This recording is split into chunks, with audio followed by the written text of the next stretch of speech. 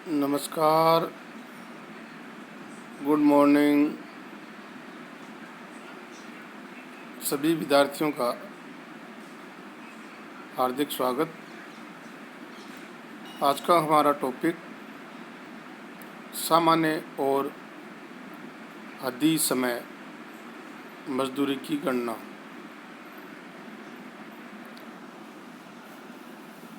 आपने देखा होगा कि कारखाने में या हमारी जो फैक्ट्रीज़ हैं, औद्योगिक संस्थान हैं, उनमें काम करने वाले हमारे लेबर, हमारे मजदूर, उनको मजदूरी का भुगतान किस प्रकार से किया जाता है। सामान्यतः हम सुनते रहते हैं कि ओवर टाइम किया है। तो आपको ये पता होना चाहिए कि ओवर टाइम जो मजदूर करते हैं उनका भुगतान किस प्रकार से किया जाता है, उनकी रेट क्या होती है, सामान्य कितने घंटे काम करना होता है, अगर सामान्य से अधिक घंटे काम करेंगे तो क्या रेट मिलेगी, ये सब उनको पता होता है। लेकिन जब अगर आपको कैलकुलेशन का उसका पता होगा तो हम आसानी से सही अमाउंट प्राप्त कर सकते हैं। और ये जो चैप्टर है वो हमारे बीकॉम पार्ट सेकंड के स्टूडेंट्स के लिए है। उनका चैप्टर है लेबर कंट्रोल। लेबर कंट्रोल में हम आपको इसी के बारे में चर्चा हमारी चल रही है, जिसके बारे में हमने आपको इनिशिएटिव मेथड्स के बारे में भी बताया है और पेमेंट मेथड के बारे में भी आपको मैं बता चुका हूँ। और ये आज हमारा प्रैक्टिकल सेशन चालू हो रहा है। अभी तक हमने थ्योरेटिकल क्वेश्चंस जो हमारी डिटेल थी उसके बारे में अध्ययन किया था। अब प्रैक्टिकल क्वेश्चन के माध्यम से इसका अध्ययन आज से हम चालू करने वाले हैं। तो आप सभी को उसको ध्यान से देखना है, सुनना है, ताकि आपको जब क्वेश्चन करें एग्ज़ाम में तो कोई प्रॉब्लम आपको नहीं आए। चालू करें। चलो, ये मैंने क्वेश्चन लिया है। ये हमारा लेबर कंट्रोल सेकंड जो चैप्टर है उससे संबंधित मैंने ये क्वेश्चन आपको समझाने के लिए लिया है। देखिए, क्वेश्चन को जब हम उसका सल्यूशन हम जब तैयार करते हैं तो इसके लिए ज़रूरी है कि आप जो क्वेश्चन आपको दी गई हो, जो प्रॉब्लम्स आपको दी गई हो, उसको पूरा ध्यान से पढ़ें। मैं देखता हूँ कि अधिकतर बच्चे क्या करते हैं कि क्वेश्चन को वो पूरा ध्यान से नहीं पढ़ते हैं और आंसर देना स्टार्ट कर देते हैं, जिससे कि जो चीज़ क्वेश्चन की डिमांड है, क्वेश्चन में जो चीज़ चाहिए वो उसका आंसर नहीं दे के जो चीज़ नहीं चाहिए उसका आंसर दे देते हैं और उनके उतने मार्क्स नहीं आ पाते हैं जितने उनको आने चाहिए। वो कहते हैं मैंने किया तो बहुत अच्छा है, लेकिन मार्क्स मेरे पे बहुत कम आए। इसके लिए ज़रूरी है कि आप क्वेश्चन को पूरा ध्यान से पढ़ें, ताकि आपको जो मार्क्स हैं वो आपके सही आए, और सही आंसर देंगे तो आपके अधिकतम मार्क्स आएंगे। तो हम उसका हमारे जो कि प्रॉब्लम्स है उसको पढ़ के आपको बताएंगे कि आपको करना क्या है। निम्नलिखित आंकड़ों से एक श्रमिक को भुगतान की जाने वाली सामान्य व अधिक समय की मजदूरी की गणना कीजिए। Calculate the normal and over time wages payable to a workman from the following data.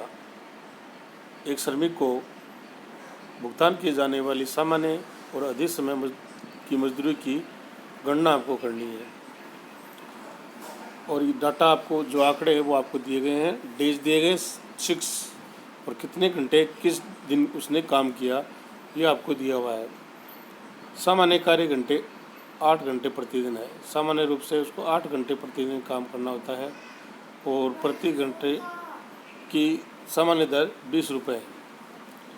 अधिक समय दर किसी दिन 9 तक तो सामान्य दर से और 9 से अधिक पर भुगतान दुगनी दर से किया जाएगा, अर्थात 48 घंटे तक तो सामान्य दर से, और 48 से अधिक कार्य करता है तो उसको दुगनी दर से भुगतान किया जाएगा।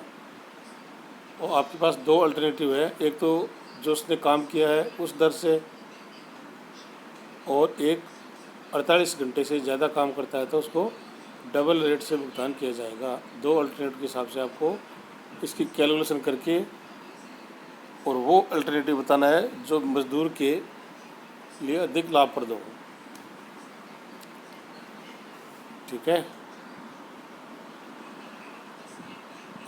Normal working hours are 8 hours per day and normal rate is 20 rupees per hours. Overtime rate up to 9 hours in the day is single rate, and over 9 hours in a day at double rate. Up to 48 hours in a week single rate, and over 48 hours at double rate, whichever is beneficial to workman. कौन सी योजना श्रमिक के लिए अधिक लाभप्रद है उसकी calculation आपको करनी है। सिंपल है, नॉर्मल वेजेस की गणना और ओवर टाइम वेजेस की गणना फर्स्ट अल्टरनेटिव के हिसाब से और सेकंड अल्टरनेटिव के हिसाब से आपको इसकी करना है। तो दो स्टेटमेंट हम तैयार करेंगे, फर्स्ट अल्टरनेटिव के हिसाब से और सेकंड के हिसाब से। फर्स्ट के हिसाब से करेंगे, उसमें हम डबल रेट 9 घंटे तक काम करेगा तो उसको सिंगल रेट से भुगतान किया जाएगा, 9 से ज़्यादा करेगा तो उसको डबल रेट से भुगतान किया जाएगा। इसके लिए ज़रूरी है कि आप स्टेटमेंट के रूप में इसका आंसर दें तो ज़्यादा समझ में आ जाएगा। तो देखिए तैयार किया मैंने स्टेटमेंट, ये देखिए फर्स्ट अल्टरनेटिव के हिसाब से हम इसकी गणना कर रहे हैं। Statement showing normal and over time wages. Days ले लिया हमने, फर्स्ट हमारा कॉलम कौन सा हो गया, डेज का हो गया। सेकंड हमारा वर्क आवर्स वर्क, कितने घंटे काम किया। थर्ड हमारा नॉर्मल आवर्स का कॉलम हो गया, और फोर्थ हमारा over time wages, over time कितने घंटे काम किया नॉर्मल सिंगल रेट से और डबल रेट से। फिफ्थ कॉलम हमारा हो गया नॉर्मल वेजेज का, और सिक्स ओवर टाइम वेजेज का, और सेवन्थ आपका हो गया टोटल वेजेज का। इतने कॉलम आप बनाइए, फिर हम अपना क्वेश्चन स्टार्ट करते हैं। डेज में आपको बताइए मंडे, ट्यूसडे, वेडनेसडे, थर्सडे और फ्राइडे और सैटरडे। अब आपको एक बात का ध्यान रखना है कि क्वेश्चन को साथ साथ हम चलाएंगे। ये देखिए, मंडे को 10, ट्यूसडे को 8 लिख दिया, वेडनेसडे को 11, थर्सडे को 9, फ्राइडे को 9 और सैटरडे को 6। ये देखिए लिख दिया ना। नॉर्मल कितने घंटे काम करना है उसको, 8 घंटे उसको नॉर्मल उससे काम करना है। तो देखिए सब में 8 घंटे काम दिया हुआ है, लेकिन सैटरडे को उसने 8 घंटे काम नहीं किया, उसने 8 घंटे से भी कम घंटे काम किया है, 6 घंटे काम किया है। तो हम जितना घंटे काम किया है उतने घंटे लिखेंगे। 6 घंटा किया तो 6 घंटे लिखेंगे, 5 घंटे किया तो 5 लिखेंगे, तो 6 घंटे लिख दिए। अब हमें इसके दो कॉलम जो हमारे नेक्स्ट वाले हैं, सिंगल रेट से कितना भुगतान किया जाएगा और डबल रेट से कितने घंटे भुगतान किया जाएगा, डे टू डेट हम इसकी कैलकुलेशन करेंगे। मंडे को कितने घंटे काम किया, 10 घंटे काम किया, 9 घंटे तक उसको सिंगल रेट से मिलेगा तो 1 घंटे सिंगल रेट का हो गया, और 9 से ज़्यादा काम करेगा तो डबल रेट से, तो 1 घंटा डबल रेट का हो गया। दिखाई दे रहा है आपको, मंडे में 1 घंटा सिंगल रेट, 1 घंटा डबल रेट। ट्यूसडे को उसने 8 घंटे काम किया तो ओवर टाइम कुछ नहीं हुआ, ओके। वेडनेसडे को उसने 11 घंटे काम किया तो 9 घंटे तक 1 घंटा हो गया सिंगल रेट से, और 2 घंटे हो गए डबल रेट से। ट्यूसडे को कितना किया, 9, तो कितने रेट से मिलेगा, सिंगल रेट से 1 घंटे का। फ्राइडे को भी 9 घंटे काम किया तो सिंगल रेट से 1 घंटे का, और सैटरडे को उसने 8 घंटे से भी कम काम किया तो कोई ओवर टाइम उसका नहीं हुआ। अब इन फर्स्ट कॉलम का हम टोटल करेंगे तो 53 आवर्स आएंगे। नॉर्मल हमारे 46, सिंगल रेट से 4 और डबल रेट से 3।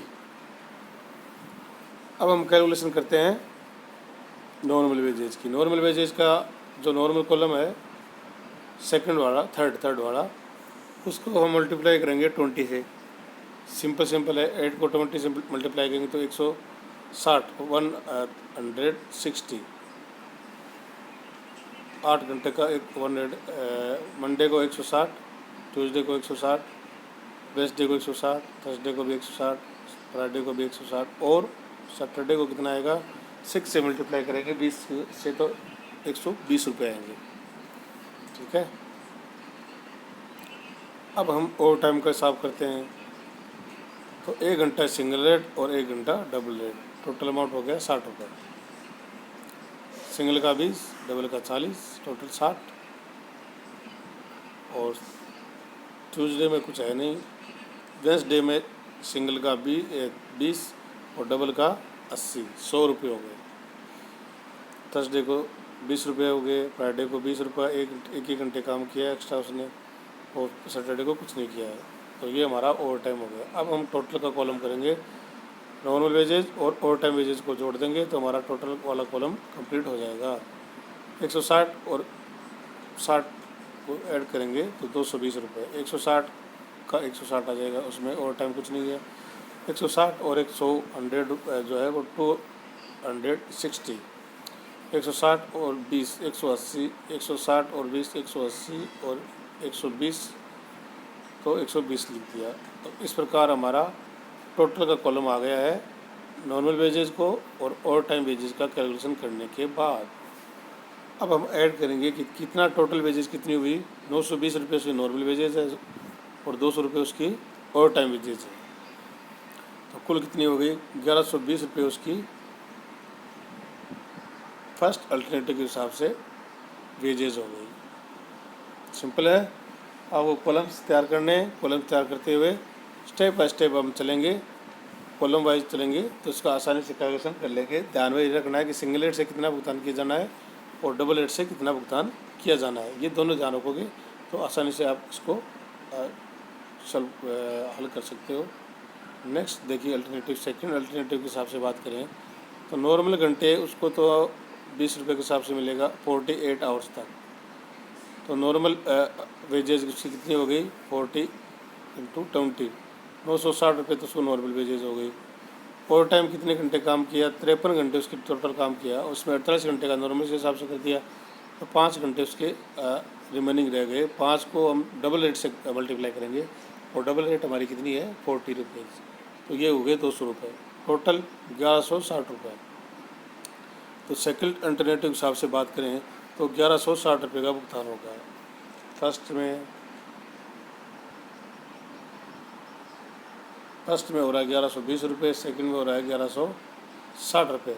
अब आप बताइए कौन सा अल्टरनेटिव से बेनिफिशियल है, सोचो। सिंपल है, सेकंड उसका ज़्यादा बेनिफिशियल है क्योंकि उसको 40 रुपये ज़्यादा मिल रहे हैं।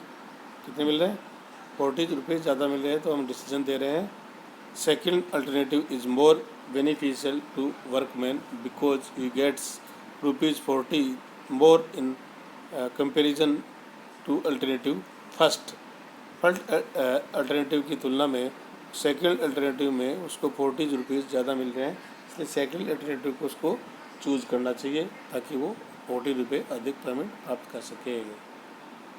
तो ये हो गया हमारा आज का क्वेश्चन। अब आपको इससे संबंधित जितने भी क्वेश्चन है सबका हल आपको तैयार करना है और मुझे सेंड करना है। थैंक यू, बहुत बहुत धन्यवाद।